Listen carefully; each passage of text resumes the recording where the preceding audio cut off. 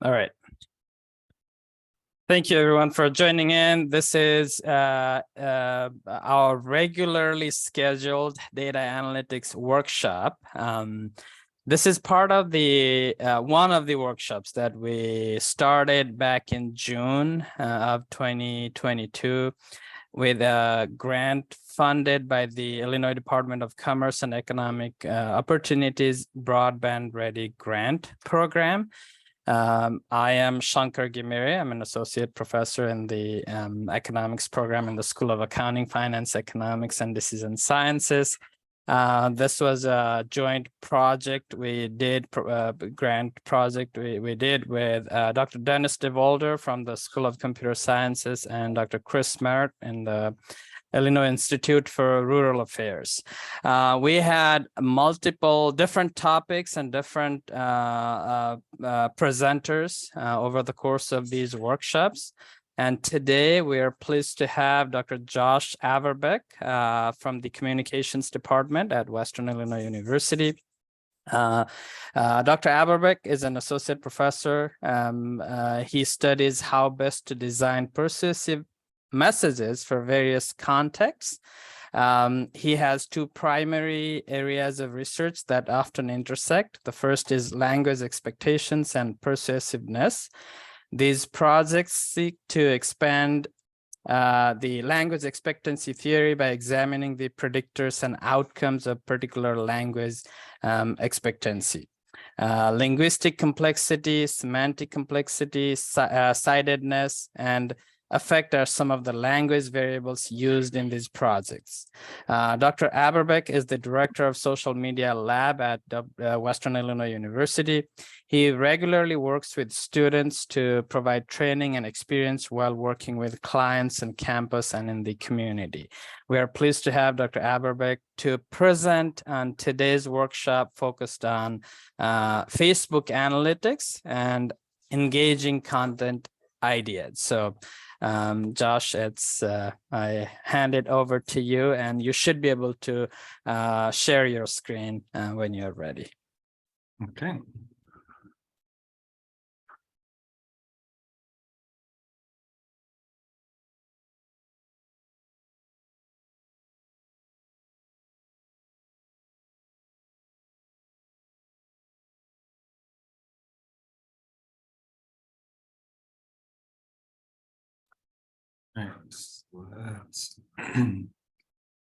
There we are.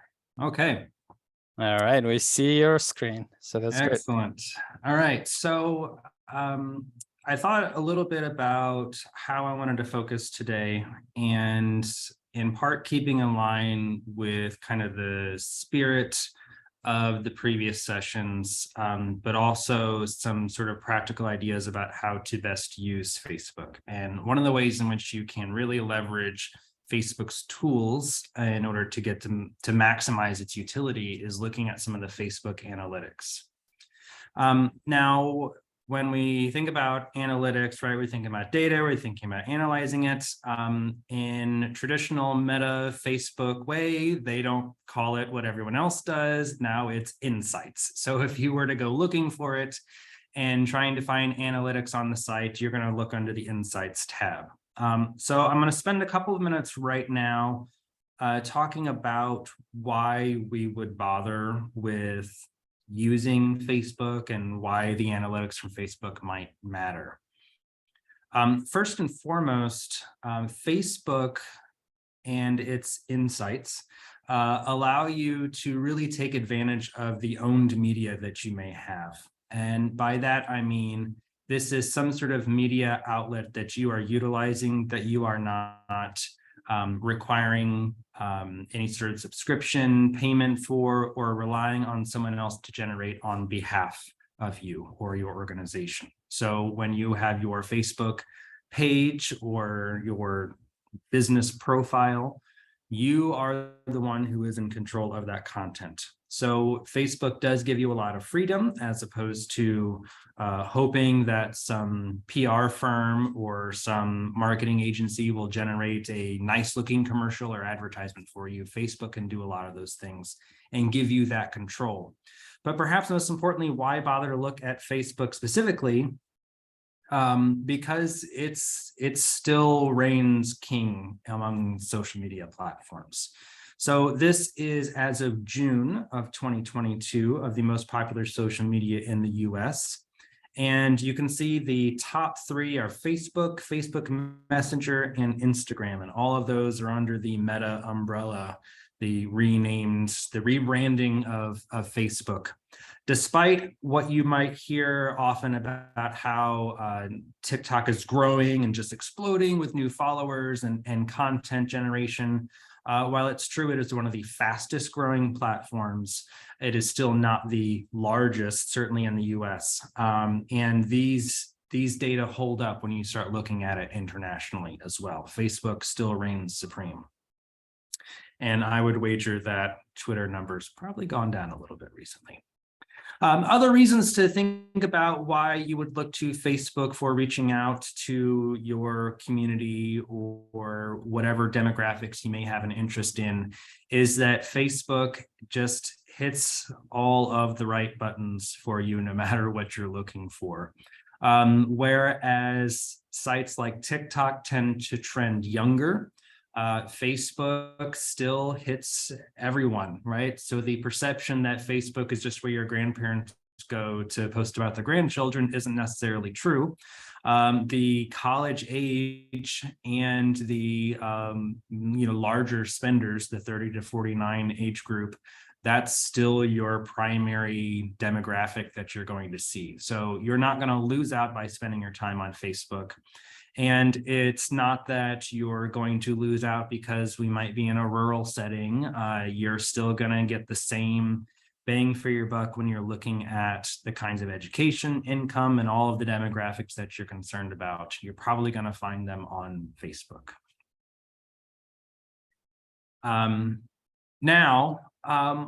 When you start thinking about the insights, one of the things that you often run into when you're looking at analyzing data from online is how do you get it? Tools like Twitter, for instance, you can often struggle to get access to the data. You have to navigate some not necessarily intuitive tools in order to download a whole corpus of tweets. You may have to get access to certain keys and subscription services in order to get access to get what you need. The nice thing about Facebook is that all of these insights are built into the tool, and it is quite straightforward to get to as long as you have a page or an account. In order to get to it, you really simply have to have administrator access to the particular page in which you are interested in. It is something that whoever is the administrator can provide access to, and that's a fairly straightforward process. And if someone has interest in how to do that, I can walk someone through that later. And you simply sign in and go to the desired profile. And you just want to make sure that you are actually looking at the profile that you have access to. So once you have signed in, your screen will look something like this. And so I'm looking at the Social Media Labs account here. And you'll see a whole bunch of menus, and Facebook loves to rearrange and throw curveballs at you. But a couple of things that you will almost always see is this Meta Business Suite. And as long as you have a page or an account that is not a personal account, you will have this Meta Business Suite here. And so once you click on the Meta Business Suite, you get a number of other options within that menu. And you can keep going back and forth and sometimes finding things and get lost. But the Insights tab is right there for you. So it's just 2 clicks away. And you're going to find a page that looks something like this. Now, it is under this Insights tab that you're going to get everything that you want.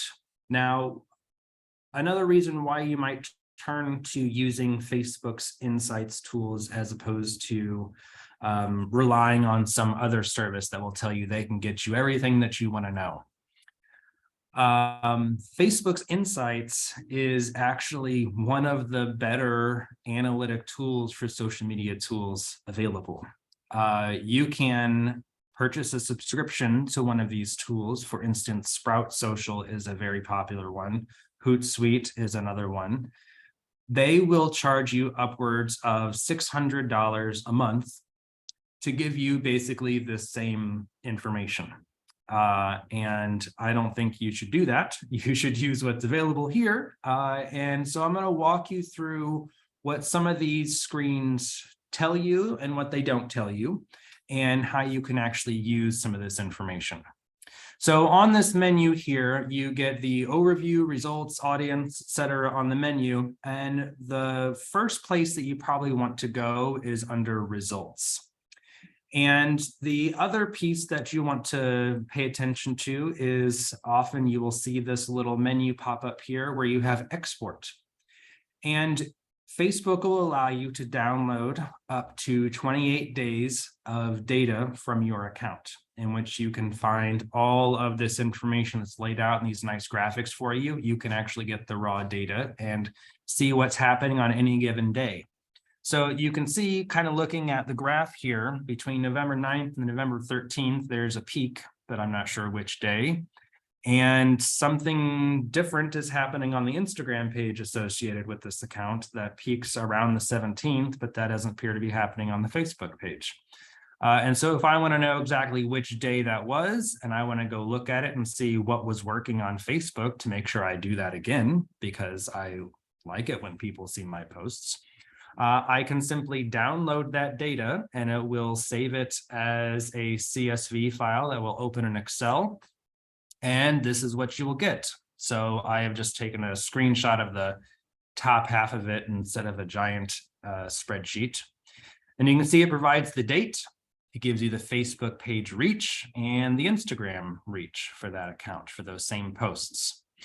And the reason why I'm showing you this is often when I post content, I post it on Instagram and it is then automatically shared to the Facebook page. So I can get a nice comparison over what's working on Facebook, what's working on Instagram, and then I can make adjustments based on what's working on any given page. So a really good example is if you were to look the second to last row there of November 17th on Facebook, we had one person who saw that post. But for whatever reason over on Instagram, 852 people saw that post. So I would be curious why that happened. And so I can go look at that specific post. Now, does that give you the answers as to what I should do in general, right? Does that tell me the trend of what is happening on the accounts? Well, not necessarily, because if I go up to November 10th, I can see Facebook, I had 252 people see the post and 177 see it on Instagram. That's a difference of about 75, right? Well, that's, still a nice number. I like seeing that on Facebook, and that was a popular post. And so maybe I want to replicate something like that, but still I want to know why things are showing up on Instagram more than they are on Facebook. And so I can adjust my content to improve the reach or the number of people viewing my content. You can also find audience information when you are under that menu, and you can download the demographics for who your audience is. So if I am a business that's selling apparel for middle-aged men, and it turns out that that's not who's seeing my content, I'm probably not going to do a great job of selling to that particular demographic. I might have to work my messaging based on who is seeing it. So instead of saying, hey, middle-aged men, buy my product, I might say, hey, middle-aged women, tell the men in your life that they want my product. I'm going to have to adapt to who it is that is seeing my content.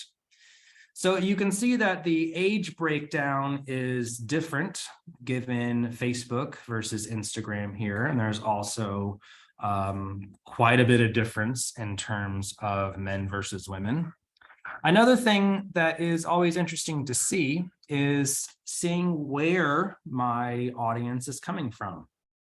So I would hope that most of the people who are seeing it are geographically local, because that's who I'm trying to contact.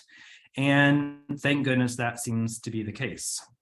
There's then various cities within the area who are getting noticed, and the content is being seen by those individuals. And that's nice to know that I'm actually reaching my audience, if that is indeed who I was trying to target. So just some of the basic information that Facebook Insights can provide, give you who's seeing it, what are they seeing, and a lot of times that's just half of the battle of trying to figure out what to post, who's seeing it and what's getting looked at. Even just with that basic first glance at that content, you can make better informed decisions about what kinds of content you might want to post.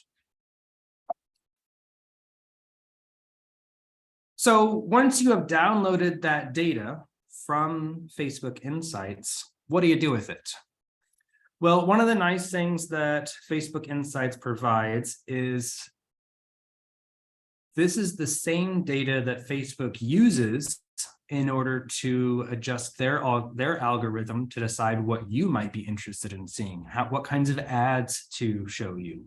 So they do a pretty good job of being precise with their measurements. The other part is that Insights don't necessarily rely on that human error component. So if I were to ask you how much you liked that post, right, from 1 to 7, I'm going to get some variability in there, and people aren't always going to be honest or accurate with their assessments. But having the computer simply record how many times that post was clicked on, how many comments were added, there's not really a human error unless your kids were just banging on the keyboard and posting randomly. But for the most part, you're going to get relatively straightforward data. What I do want to talk about is what kind of key performance indicators you can get from looking at Facebook Insights. So when we think about using digital marketing tools like social media or a website or any other digital promotion tools, you are restricted based on what that tool can actually provide. And that is no different when you think about what Facebook can do for you. So I want to talk a little bit about what it is that we can find when we start looking at Facebook. So one thing that's always useful to know are active users. When I get that basic overview information about how many likes or how many viewers I have of my content, that will just give me kind of the raw number. But what I can look at and looking across some of these other engagement tools is that will tell me who is actually interacting with the content. So I like that people see it, but if they look at it and think, oh, I don't care about that, and continue to scroll, that's not very useful for me. And so the more in which they are engaging with the content, the more I know that this particular audience or these particular users like and want to interact with what I'm telling them in my messages. And the kind of broad category here is in conversions. And oftentimes we think of conversions as purchasing, but it's really about what your goal may be. So for instance, if my goal happens to be increasing the total number of views, I want to make sure that people know that my account exists before I start pushing product on them, then that's going to be my first goal. I want to see shares. I want to see interactions. I want to see the number of people who are seeing the content are engaging and that audience continue to grow. That's going to be my goal. So my conversion based on where I am in the growth of my particular account or brand is going to differ significantly. But when we look at some of the metrics that are available, some of these are referred to as vanity metrics. So as I mentioned, things like active users, they're actually engaging with it. And we talk about conversions, what is it that I actually want to see happen?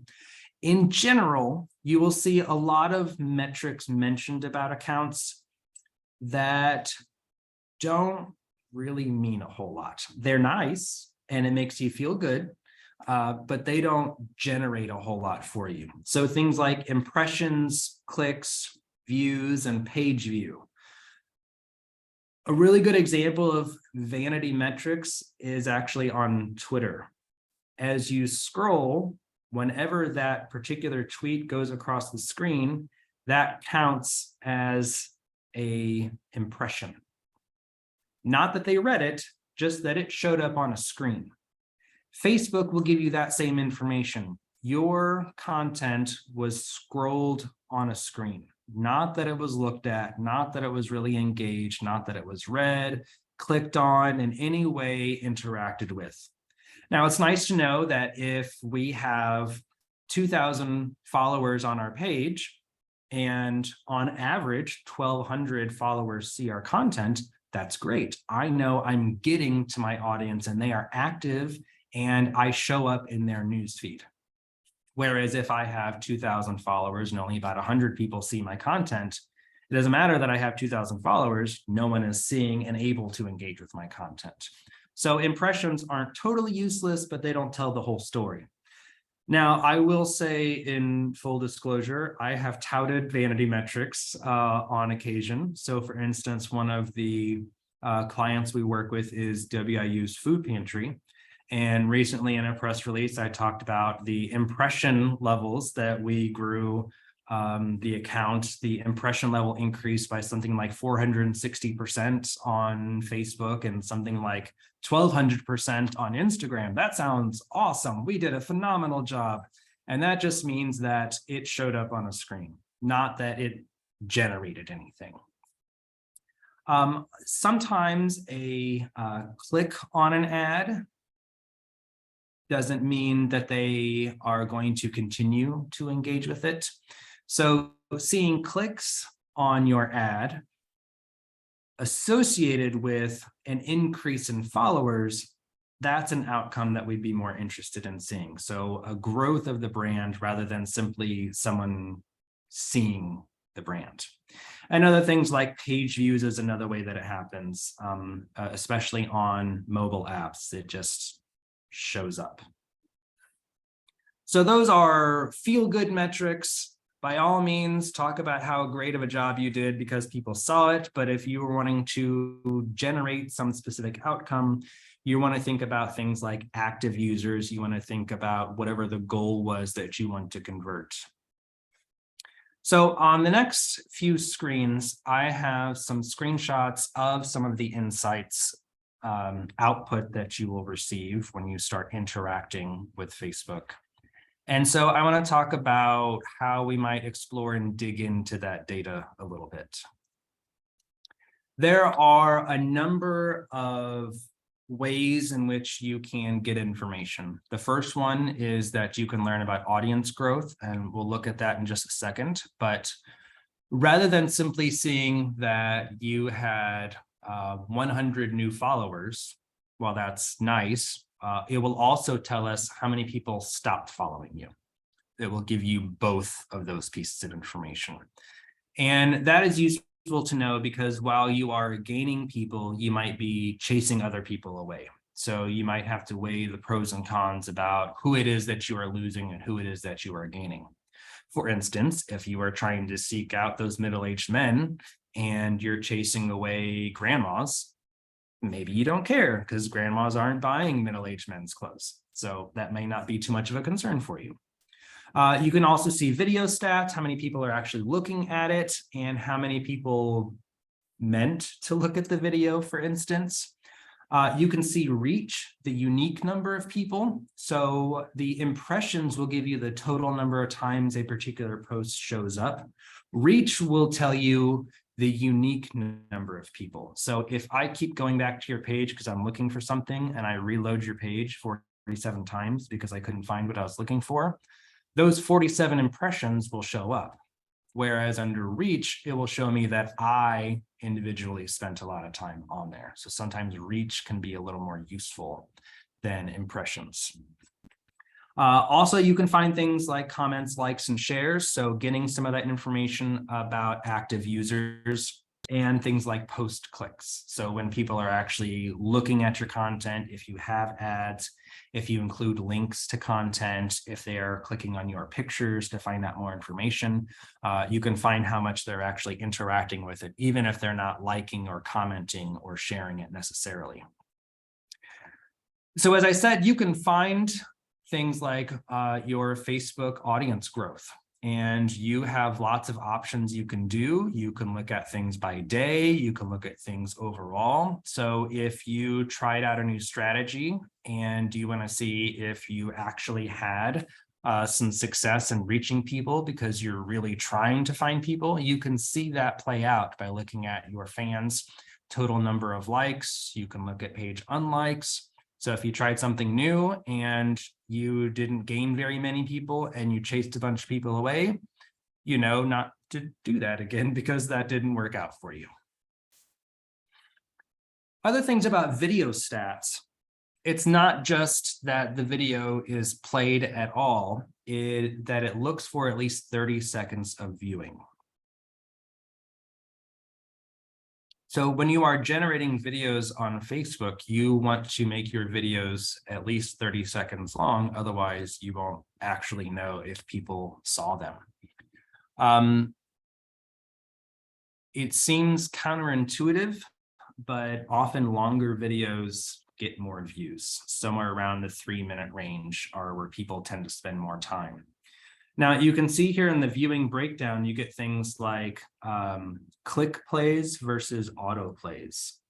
So a good difference in this on the app on my phone, I don't like videos to autoplay. I turn that off because as I'm scrolling, I don't like it when there's, you know, someone screaming or dogs making noise and it makes my dog go crazy. I don't want that to happen. My wife doesn't like to, when I have to click on the play button, hers auto plays. So I'm going to be one of those 5% click plays, and she's going to be an auto play. So you can see that when there are the auto plays, people are going to start looking at it and they're going to see it play and they decide, do I want to stay on this? And if they like it and they stay past 30 seconds, they're going to show up in your count. Whereas someone like me, I'm going to be scrolling through and I'm going to think, I don't like that picture and I don't like the description. I'm going to keep going. I'm not going to spend some time on it. So it's always useful when you generate your video that the beginning looks interesting and that your description is of interest to your audience. Otherwise, they're not going to spend 30 seconds of their life on it. So as I mentioned, reach is something that you want to see. And this is where you start looking at things like impressions, is how it's named on Facebook. So how many people are you actually working with? And I will tell you, this is not one of my clients. I don't actually manage 8.5 million people on a particular account. This is just a nice graphic. So before I start patting myself on the back, this is not my account. But you can see where there are peaks and valleys, and sometimes that has to do with what your brand is, what you're offering, if you are a seasonal peak in your particular offering, or if there is something new that you launched. And so you can see where those impressions may have come into play.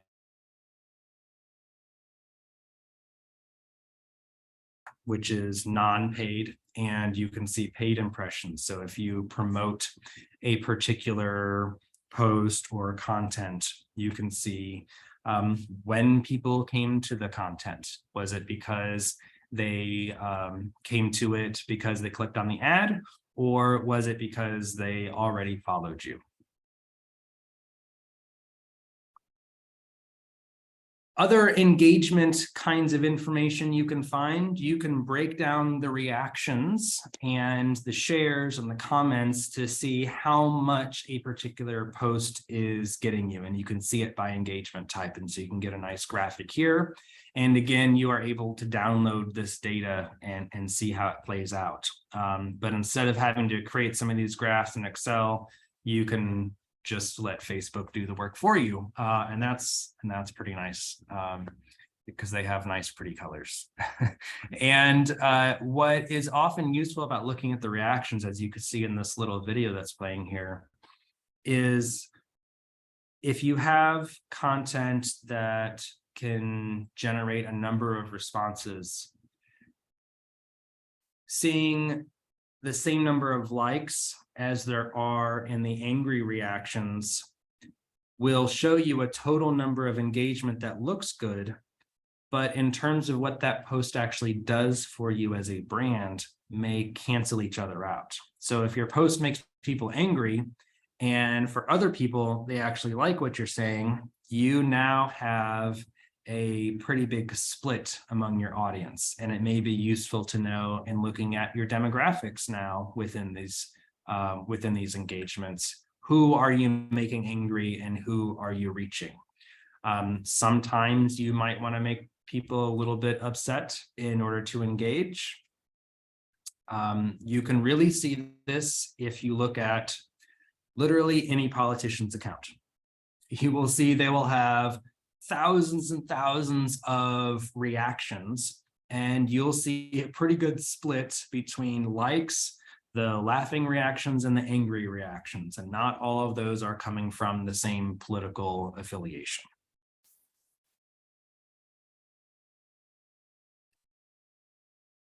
So when we start looking at making sense of some of those graphs and making sense of what to do with that information, as I said, luckily, Facebook gives you clean looking data and graphs. When you download the data from Facebook, you don't have a lot of extraneous variables to have to decide if you want to keep or not.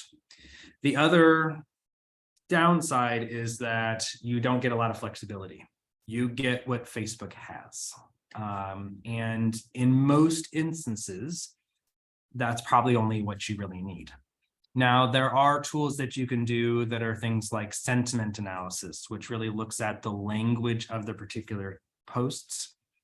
And you can see if people are interacting with those posts, if you're using certain kinds of words. And that is requiring other tools and downloading the content and is often a little more cumbersome. But if you can look at which posts are most engaging and which posts aren't, you can do a cheap version of a sentiment analysis and actually looking at your content and making those kinds of decisions. So as I said, when you're thinking about conversions, you are often thinking about what is my goal. And so you want to think about your goal and you want to think about what specific objectives you're going to look at. And then you can look at the metrics you're going to use in order to determine if you've actually gotten there. So while you can pull lots of data from Facebook, a good amount of it may not actually be useful to you because that's not something that you're going to be using. It's not something that is particularly of value to you, depending where you are. So as I said, one of the things I wanted to do was to consider how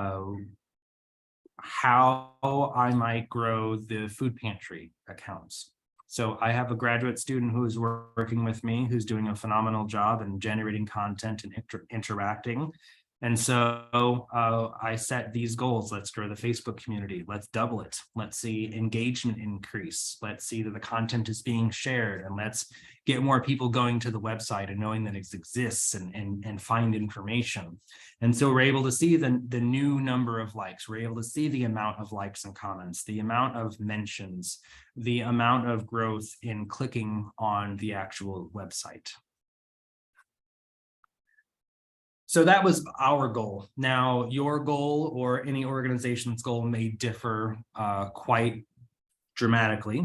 And so one of the things that you might look at is where you are on the journey that you want to see your audience at. So the buyer's journey is on the left-hand side there. So awareness, consideration, decision, adoption, advocacy. What do you want to see happen with your brand? Do you want people to know it exists? That's where I was with the food pantry. Let's make people aware it exists. Let's get it out there. Let's promote it. Let's see that increase in impressions, reach, and let's see that we're getting the share of the voice about what's happening in the local community about a food pantry is about WIU's food pantry and not anyone else. You might want to show decisions. You might want to see that there's an increase in doing things like actual purchasing behaviors. So you might want to see driving conversion. You might want to see your target audience looking at your brand and wanting to visit and wanting to show out. And so you want to show that people are engaging with your content, they are clicking on it. And you might think about the number of clicks that you might have, and your conversions might be visits or even simply sharing the content. Now, in terms of sharing, I did want to mention one way that the analytics don't provide this nuance. There is, of course, a share option under a post. But what I see happening a lot, and you probably see this as well, in the comments, someone will simply comment by tagging someone rather than actually sharing the content. That will show up as a comment and not as a share. So if you are looking at the sharing behavior, you will see that from the insights that Facebook provides, but you might also have to think about the number of comments, knowing if that is a habit of your audience. And of course, you can go things like, all the way down to advocacy. And so if I'm a nonprofit and I want to get my message out to people, I not only want to grow what it is that my audience looks like, but I want my audience to shout it from the rooftops and tell other people to come join in. I want to see referrals. I want to rely on influencers in the community to talk about what great work you're doing. And so, if you are foolish enough like me and manage multiple accounts, you can do some self-promoting across platforms, right? You can talk about what the social media lab is doing with my personal account and with the department account, and talk about what great work the lab is doing with the various clients and vice versa, right? So there's some cross promotion in different audiences that you may have that you can reach.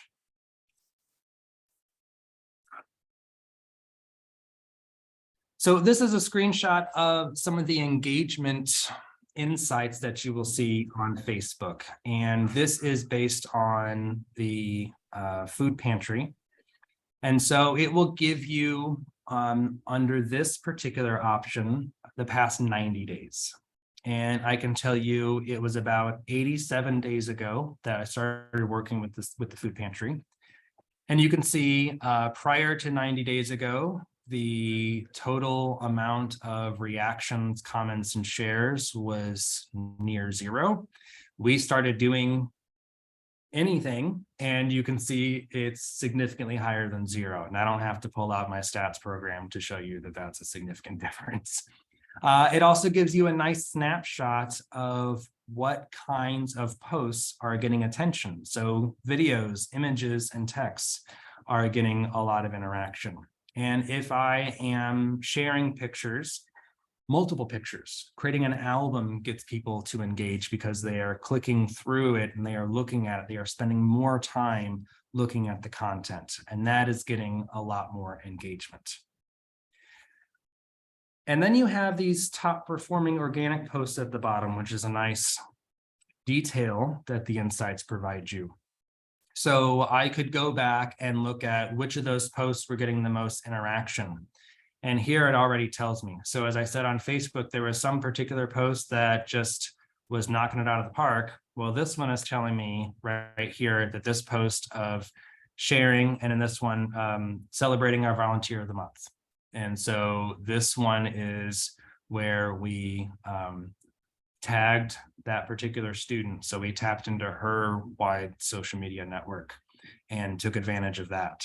So we got a lot more people because we included her in the post, whereas other posts where we don't include the other person, we're missing out on a larger audience. The amount of reactions in the middle there is a post about donations made by I think it was a second grade class, I want to say, at St. Paul School in town. And we got a lot more interactions because we were talking about what they did and including them in the interactions. So you get some of that, again, that sort of snapshot, what to do. And this tells me that when I am mentioning and including other individuals and other networks in the posts, I'm generating more content, more interactions, more engagement. That's obviously something that I want to continue to do in the future.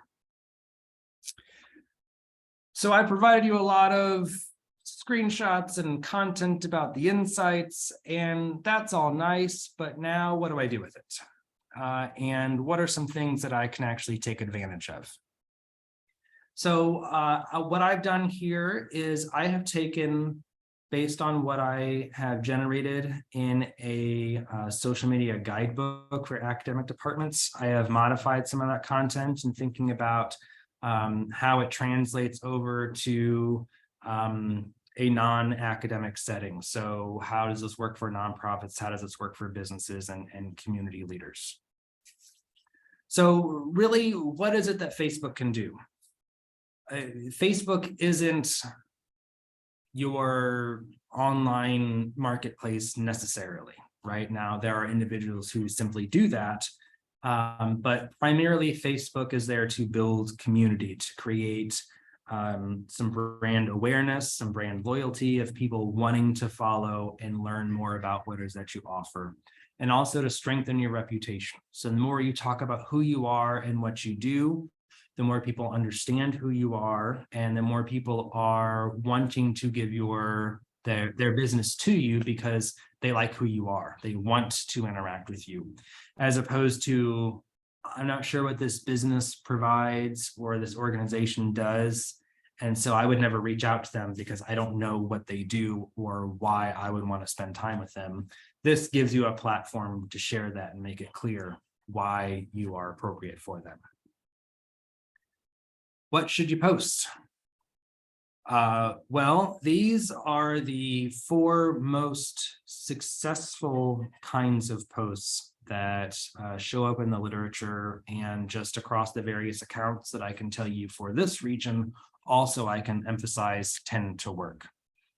Pictures. While Facebook has the ability to do text, video, and images, pictures are probably the thing that people stop and look at the most. They might not read the content right away, but they will stop and see a picture that looks intriguing, look at the picture, and then they might go back and read the content.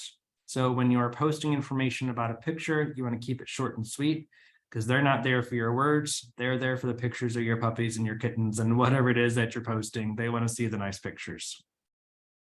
Other kinds of things that people want to see are images, or at least descriptions of, your apparel, your services, whatever it is that you offer as an organization or a brand. They want to know what that is. What do I get from you? And it was based on commenting about what it is that the food pantry did, for instance. We had a lot of people contacting us directly to say, I didn't even know, that this place existed, and I didn't know that I could go as a student. I didn't know that it was available to me. So sometimes just telling people what it is that you do allows them to come see you. The feel-good stories. These are often the sort of the testimonials. You might have employees who are kind of sharing, right? I call it kind of the Price is Right model, where you have like the model standing next to the, look at this. These are the kinds of things that you want to see.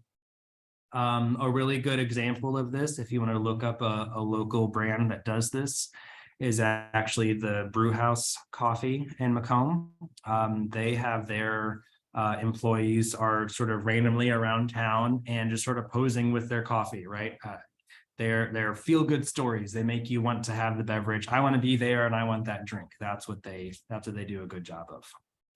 The other things you want to include are short text-only updates. You don't want someone to post a dissertation and a post and you have to click and go through and try to read it and keep scrolling. They're gonna quit. They're gonna give up. In the same way that you don't want a super long email, you definitely don't want that condensed into a tiny little window that only fits in a third of the screen that you have available. So keep it short, keep it sweet. That's the kind of text that people are going to spend time on when they're looking at it on Facebook in particular. How often should you post is probably the next question that I get asked a lot. Honestly, for a brand, about once a day is enough. something around 4 to 5 times a week, depending on what it is that you do, is going to be more than sufficient. Anything more than that, and it just clogs up people's news feed. And if you post too much, then they'll stop following you. They'll kick you out. Overall, when do you post is another question. The best overall time to post on Facebook when people in the US are most active and see content is Wednesday afternoon, Tuesday mornings, and Friday mornings. And there's some explanation as to why these are the times. If you think about Wednesdays, we're the middle of the week, we're just getting tired of work and it's the end of the day and we sort of check out a little bit. And so we hop on Facebook and so we see it there. Same with Tuesday morning. We managed to struggle through Monday. We started out strong on Tuesday, but that stamina only lasted so long. And so we check in for about an hour on Tuesday. And Fridays, we don't even want to be at work on Friday. And so we just get on Facebook in the morning, apparently. But what I have here is that broken down a little bit more. What is the best time to post on Facebook by particular industries? And so if you are a brand to brand or brand to consumer, you can see there are different times of days that you might shoot for, as opposed to something like travel at the bottom. Saturday mornings are the time to hit people because they are trying to get out. They might be wanting to leave during the week and they may be busy, or they're already traveling and that's the time to hit people. The same with food and beverage. The most popular time to post and people are actually engaging are things like Saturday mornings again. So you can see that you shouldn't post on Monday. That's really the moral of the story from this graphic and the last graphic, is that for the most part, if you post on Monday, people are probably going to miss it. I mean, think about what your Monday looks like. Everyone finally comes into work and they decide to send you 457 emails. And the last thing you want to do is go scrolling through Facebook. You're trying to get your life caught up from what happened over the weekend, and you're probably going to miss that content. And so you're going to see it on other days of the week. The last thing that I wanted to show you about when to determine the best time to post for your specific brand. You can find this in the Meta Business Suite. You can go under creating a post under content. And you can schedule a post, and I have the red arrow highlighting there active times. And it will show you when your audience is specifically active for your account. And you will find as you have a smaller audience, you're going to see weird times. Sometimes you're going to see that your audience is online looking at Facebook at 5:15 in the morning. That's when your audience is up and that's when they're on their phones. Then you want to schedule your posts for 5:15. You want to hit them where they are. And sometimes you're going to find that your brand may seem like they fit the typical model that I just showed, Tuesdays and Thursdays. And it may be that Friday nights at 10 p.m. is when they finally have the time to look at their phone and open Facebook. And so you want to hit them where they are. And you're going to get those specific times when you click on it and you simply choose the time and it'll schedule the post for you.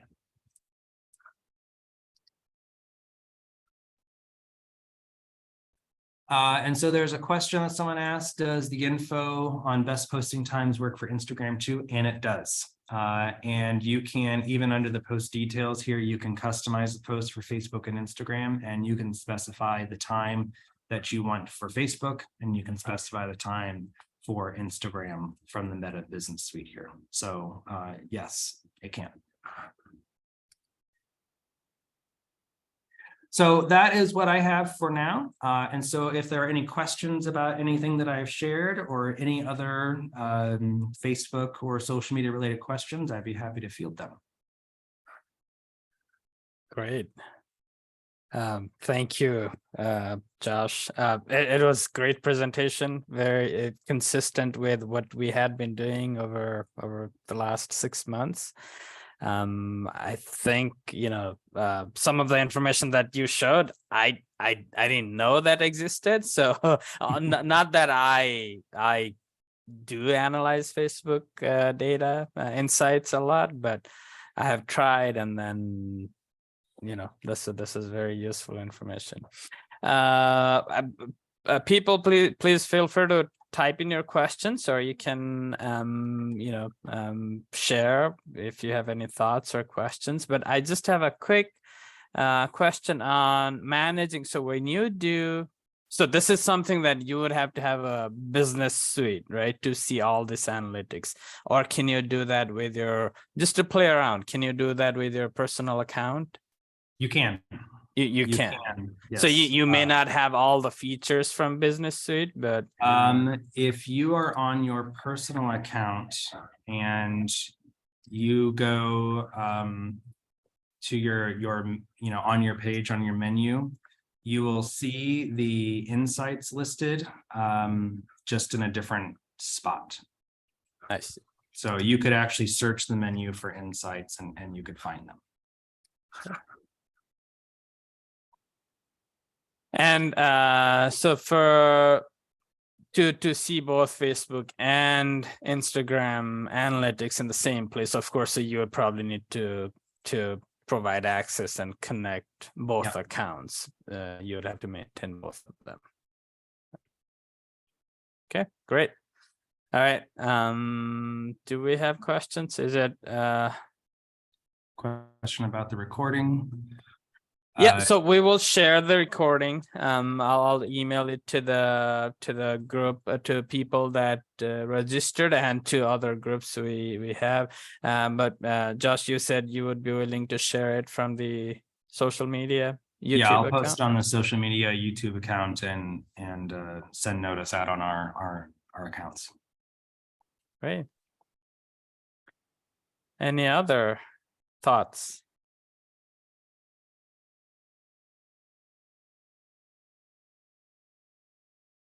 There is a question. How do you release press releases of people only want short texts? I would say if you're wanting to send a press release, I would send the press release directly to the news outlets. If you wanted to share the document, you could always share the PDF and save it as an image, and you could share it there and have the content. Or if you have it on, say, a Google Drive, for instance, and you make it viewable by someone who has the link, you can always make the short and sweet posts and include the link to it to find out more. But if you aren't necessarily hoping to have it go to a news outlet, you just want to share about what it is that you have done, I would recommend a short video.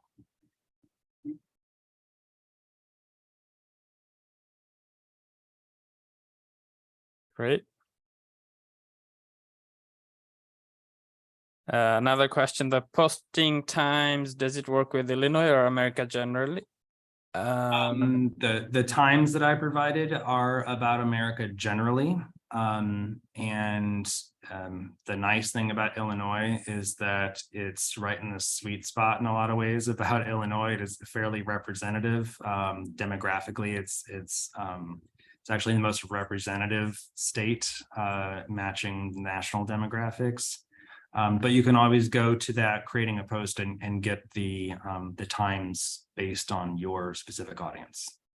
And if I understand, so this would be the time, suggested time would be regardless of where people are coming from. It showed you local time. Yeah. Is that correct? Right. Yeah.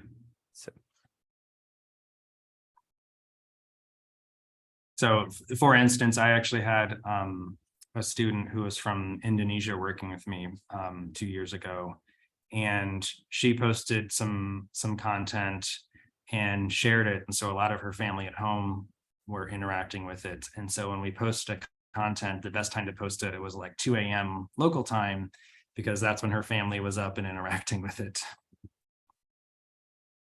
Oh, yeah, I noticed. I think we had a similar experience with our school account. We have many international students, and If there is a post specific to somebody from a particular country, then all of a sudden there is a jump in interactions from those countries, and so it switches.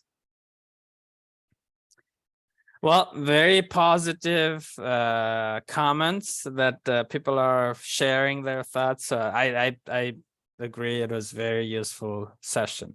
This was the last scheduled one. We don't have anything, and the project is coming to an end, but it was a very good way to end the overall workshop, lineup that we had. So thank you for your time.